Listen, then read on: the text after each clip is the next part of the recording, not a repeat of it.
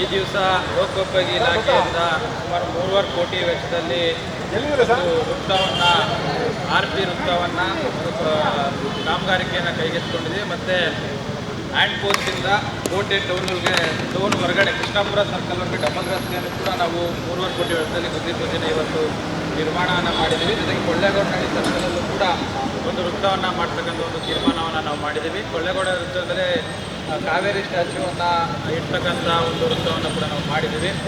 ಬಹುಶಃ ಇದು ನನ್ನ ಕನಸು ಕೂಡ.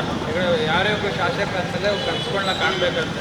ನಮ್ಮ ಕ್ಷೇತ್ರ ಯಾವ ರೀತಿ ಅಭಿವೃದ್ಧಿ ಆಗಬೇಕು, ಯಾವ ರೀತಿ ಇರಬೇಕು ಅನ್ನೋದನ್ನ ಎಲ್ಲ ಶಾಸಕರು ಕನಸುಗಳನ್ನ ಕಾಣ್ತಾರೆ. ನಾವು ಅದೇ ರೀತಿ ಭಾಳ ಆಸೆ ಪಟ್ಟು, ಭಾಳ ಇಷ್ಟಪಟ್ಟು, ಭಾಳ ಮನಸ್ಸಿನಿಂದ 4-5 ಸರ್ಕಲ್ಗಳನ್ನ ನೋಡಿ, ದಾವಣಗೆರೆಯಲ್ಲಿರ್ಬೋದು, ಮೈಸೂರಲ್ಲಿರ್ಬೋದು, ಜೊತೆಗೆ ಧರ್ಮಸ್ಥಳದಲ್ಲಿರ್ಬೋದು, ಈ ಸರ್ಕಲ್ಗಳು ನೋಡಿದಂಥ ಸಂದರ್ಭದಲ್ಲಿ ನಮಗೂ ಕೂಡ ಭಾಳ ಆಸೆ ಇತ್ತು. ನಮ್ಮ HD ಕೋಟೆಯಲ್ಲಿ ಕೂಡ ದೊಡ್ಡ ಒಂದು ಸರ್ಕಲ್ಲು, ಯಾಕಂದರೆ ಇಲ್ಲಿ ಭಾಳಷ್ಟು ಜನ ಜಡ್ಜ್ಗಳು ಹೋಗ್ಬೋದು, ಫಿಲಮ್ ಆ್ಯಕ್ಟ್ರೆಸ್ಗಳು ಹೋಗ್ಬೋದು, ಕೇರಳದಲ್ಲಿ ಹೋಗ್ಬೋದು, ಬಿಸ್ನೆಸ್ ಮ್ಯಾನ್ಗಳು ಹೋಗ್ಬೋದು.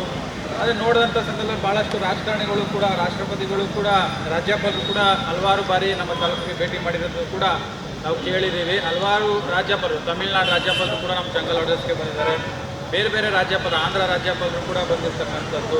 ಅದೇ ರೀತಿ ನಮ್ಮ ಕರ್ನಾಟಕದ ರಾಜ್ಯಪಾಲರು ಕೂಡ ಈ ಒಂದು ಭಾಗಕ್ಕೆ ಭೇಟಿ ಮಾಡಿರ್ತಕ್ಕಂಥದ್ದು ನಾವು ಗಮನದಲ್ಲಿ ಇಟ್ಕೊಂಡು, ಏನಪ್ಪ ಯಾವ ವರ್ಷ ಹೋದ್ರೂ ಕೂಡ ಕೋಟೆ ಅದೇ ರೀತಿ ಇರ್ತದೆ ಅನ್ನೋ ಮಾತು ಬರಬಾರ್ದು ಅನ್ನೋ ಉದ್ದೇಶದಿಂದ ನಮ್ಮ PWD ಸಚಿವರಾಗಿರ್ತಕ್ಕಂಥ ಸತೀಶ್ ಜಾರಕಿಹೊಳಿ ಸಾಹೇಬ್ರ ಹತ್ರ, ಜೊತೆಗೆ ನಮ್ಮ ಮುಖ್ಯಮಂತ್ರಿಗಳ ಮನವಿ ಮಾಡಿ ಸುಮಾರು 7 ಕೋಟಿ ವೆಚ್ಚದಲ್ಲಿ ಇವತ್ತು ಬುದ್ಧಿ ಪೂಜೆಯನ್ನು ನಾವು ನಿರ್ಮಾಣವನ್ನು ಮಾಡಿದ್ದೀವಿ.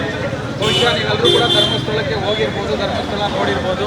ಧರ್ಮಸ್ಥಳದಿಂದ ಉಜಿರೆ ರಸ್ತೆ ಏನಿದೆ, ಆ ರಸ್ತೆ ಅದೇ ರೀತಿ ಆಗಬೇಕು ಅನ್ನೋದು ಆಸೆಯನ್ನು ನಾವು ಇಟ್ಕೊಂಡು ಹ್ಯಾಂಡ್ ಪೋರ್ಟ್ ಸರ್ಕಲಿಂದ ಕೋಟೆವರೆಗೂ ಕೂಡ ಧರ್ಮಸ್ಥಳದ ಉಜಿರೆ ರೋಡ್ ಡಬಲ್ ರಸ್ತೆ ಆಗಬೇಕು ಅಂತ ಕೂಡ ಹಮ್ಮಿಕೊಂಡು ಇವತ್ತು ಡಬಲ್ ರಸ್ತೆಯನ್ನು ನಾವು ಮಾಡಿದ್ದೀವಿ. ಜೊತೆಗೆ ಅದೇ ರೀತಿ ಇವತ್ತು ಹ್ಯಾಂಡ್ ಪೋರ್ಟ್ ಸರ್ಕಲಲ್ಲಿ 4 ಬಸ್ ಸ್ಟ್ಯಾಂಡ್ಗಳು, ಯಾಕಂದರೆ ನಾವು ಇಲ್ಲಿ ಸ್ಟೂಡೆಂಟ್ಸ್ಗಳು, ಟೀಚರ್ಸ್ಗಳು ಗ್ರಾಮಾಂತರ ಪ್ರದೇಶದಿಂದ ಮೈಸೂರಿಗೆ ಹೋಗ್ತಕ್ಕಂಥವ್ರು ಭಾಳ ಬಿಸಿಲಲ್ಲಿ ನಿಲ್ತಾರೆ.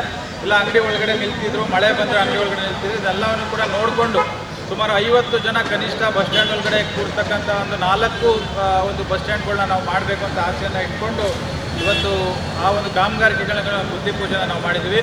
ಬಹುಶಃ 6 ತಿಂಗಳು ಒಳಗಡೆ ಅದನ್ನು ಮುಗಿಸೋಕ್ಕೆ ನಾವು ಅಧಿಕಾರಿಗಳಿಗೆ ನಾವು ಸೂಚನೆ ನಾವು ಕೊಡ್ತಾ ಇದ್ದೀವಿ.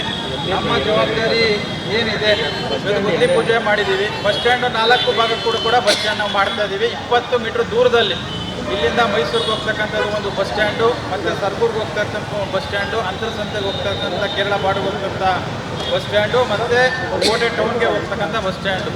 ಸುಮಾರು ಆ ಬಸ್ ಸ್ಟ್ಯಾಂಡ್ ಒಳಗಡೆ ಹೈಟೆಕ್ ಬಸ್ ಸ್ಟ್ಯಾಂಡ್ ಕೂಡ ಇದೆ. ಸಾಮಾನ್ಯ ಸುಮ್ಮನೆ ಗೋಡೆ ಕಟ್ಟಿ ನಾವು ಬಿಡಲ್ಲ, ಯಾಕಂದರೆ ಇದು ಹೈಟೆಕ್ ಆಗಿ 3.5 ಕೋಟಿಯಲ್ಲಿ ನಾವು ವೃತ್ತವನ್ನು ಮಾಡ್ತಿರೋದು ಉದ್ದೇಶದಿಂದ ಹೈಟೆಕ್ ಬಸ್ ಸ್ಟ್ಯಾಂಡು ಮತ್ತು ಹೈಟೆಕ್ ಟಾಯ್ಲೆಟು ಕೂಡ ಇಲ್ಲಿ ಮಾಡ್ತಕ್ಕಂಥ ವ್ಯವಸ್ಥೆನ ನಾವು ಎರಡೂ ಕಡೆಗೂ ಕೂಡ ನಾವು ಮಾಡ್ತಾ ಇದ್ದೀವಿ. ಈ ಒಂದು circle one of the heart of the circle. ನಮ್ಮ HD ಕೋಟೆ ಮತ್ತು ಸರ್ಗೂರು ತಾಲೂಕು ಮತ್ತು ಅಂತರಸಂತೆ ಮತ್ತು ಮೈಸೂರು ಭಾಗಕ್ಕೆ ಇದು ಒಂದು ಹೃದಯ ಭಾಗ ಇದ್ದ ಥರ ಇಲ್ಲಿ ಎಲ್ಲ ಬಿಸ್ನೆಸ್ನ ಎಲ್ಲ ವ್ಯವಹಾರ ವಹಿವಾಟುಗಳು ನಮ್ಮ ಹ್ಯಾಂಡ್ ಪೋರ್ಟ್ ಸರ್ಕಲ್ಲೇ ಅತಿ ಹೆಚ್ಚು ನಡೀತಿರ್ತಕ್ಕಂಥದ್ದು. ಇವತ್ತು ಈ ಕನಿಷ್ಠ ಅಂದ್ರೂ ಕೂಡ ಒಂದು 300 ಅಂಗಡಿಗಿಂತ ಹೆಚ್ಚು ಇಲ್ಲಿ ಅಂಗಡಿಗಳು ಇರ್ತಕ್ಕಂಥದ್ದು ನಾವು ಗಮನದಲ್ಲಿ ಇಟ್ಕೊಂಡು ಯಾವುದೇ ರೀತಿ ಇಲ್ಲಿ ಯಾರೇ ಬಂದು ಇಳಿದ್ರು ಸಹ, ಮೈಸೂರಿಂದ ಬೆಂಗಳೂರಿಂದ ಬಂದು ಇಳಿದ್ರು ಸಹ ಈ ಸರ್ಕಲ್ ಬಗ್ಗೆ ಅವ್ರಿಗೂ ಮಾತಾಡಬೇಕು. ಯಾವುದೇ ರೀತಿ ಅವ್ರಿಗೂ ತೊಂದರೆ ಆಗಿರುತ್ತೆ, ಕುಡಿಯೋ ನೀರು ವ್ಯವಸ್ಥೆನೂ ಕೂಡ ಈ ಒಂದು ಸರ್ಕಲಲ್ಲಿ ಇಡಬೇಕು ಅಂತ ಪ್ರಯತ್ನವನ್ನು ನಾವು ಪಡ್ತಾ ಇದ್ದೀವಿ.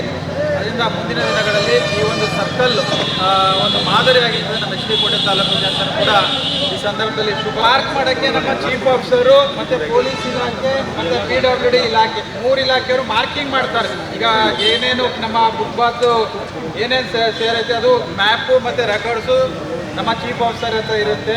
ಪೊಲೀಸ್ ಇಲಾಖೆಯವರು ಸಾಥ್ ಕೊಡ್ತಾರೆ. PWD ಇಲಾಖೆಯವ್ರನ್ನ ಕೂಡ 3 ಜನ ಸೇರಿ ಮಾರ್ಕಿಂಗ್ ಮಾಡ್ತಾರೆ.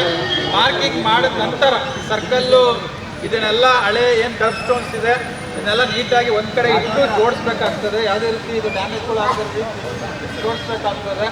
ಅದನ್ನು ಒಂದು ಕಡೆ ಜೋಡಿಸಿ ಅಂದರೆ ಬೇರೆ ಕಡೆ ಶಿಫ್ಟ್ ಮಾಡ್ತಕ್ಕಂಥ ಕೆಲಸವನ್ನು ನಾವು ಮಾಡ್ತೀವಿ. ಇದನ್ನು ಹೊಸದಾಗಿ ಸರ್ಕಲ್ 20 ಮೀಟ್ರ್ ಉದ್ದ ಅಳತೆಯನ್ನು ನೋಡಿಕೊಂಡು ಅದನ್ನು ಮಾರ್ಕಿಂಗ್ ಆದ ನಂತರ ಒಂದು ಅದ್ಭುತವಾದಂಥ ಸರ್ಕಲ್ನ ಮಾಡ್ತಕ್ಕಂಥ ಕನಸನ್ನ ನಾವು ಕಾಣ್ತಾ ಇದ್ದೀವಿ.